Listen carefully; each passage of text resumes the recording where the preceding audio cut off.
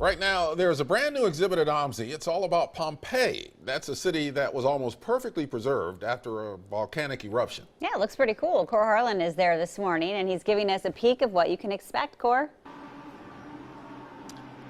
Boy, this is a really neat story that they brought to life here at OMSI. It's an exhibit that started on Saturday and will go through October the 22nd. In short, for those of you who don't know, the story of Pompeii and Mount Vesuvius, about 2,000 years ago, Mount Vesuvius erupted and buried the town of Pompeii. It was right next to it, in between 13 and 20 feet of ash. And although most of the people that lived in Pompeii at the time got out safely, there were about 2,000 people that unfortunately perished in that and were essentially buried alive in this 13 to 20 foot column of ash. They've brought some of that back to life here on this exhibit. They show how people lived initially in Pompeii. They showed the eruption and they showed the aftermath of what happened in the eruption, and this is some of it right here.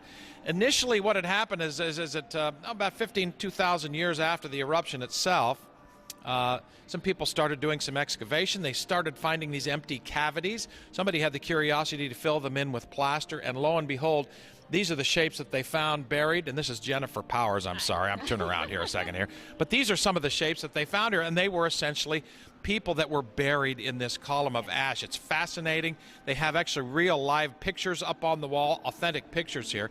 So Jennifer Powers put a lot of this exhibit together for us at OMSI, and thank you for being up here this morning. Of course. All the setup aside now, Yeah. what do these sculptures tell us about the folks in Pompeii at the time? So they tell us a lot of really exciting things. These body casts, the way they were found, can tell us a lot about who the people were, where they lived, and also how they died. This is a mother and a child here. This is a mother and a child here, and the way they were found actually found with really beautiful gold bracelets in a very big house. And so we can extrapolate from that these people were very wealthy. Mm-hmm.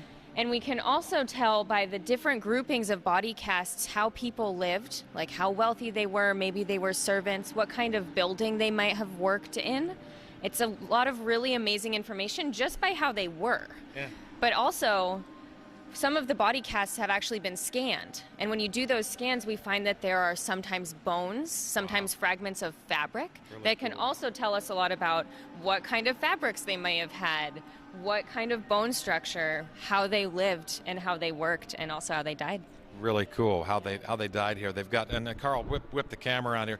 This is a whole exhibit hall here filled of these casts that have been taken of people that were essentially found as they died, buried again in this 20-foot bed of ash from Mount Vesuvius. You see people lying there, and this is really a story about how they lived in Pompeii, the eruption that buried their town, their ancient town, in all of this ash, and again how these folks were found in their last pose there. And this dog is very telling too. This was a dog that was a guard in front of somebody's house. You can actually see the area right here where this would have been a collar, right? So this was a family dog right here.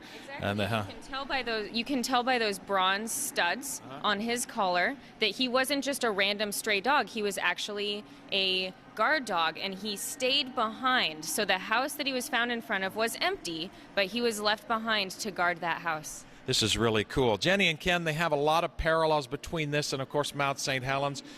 Next hour, we're going to show you a little bit of a seismograph that they've set up in the next room here. A little bit more about Mount St. Helens, the ash flow and the pyroclastic flow that fell out of Mount St. Helens. Some real similarities between this Mount Vesuvius exhibit and some of the things we've experienced here in the Northwest, Jenny and Ken.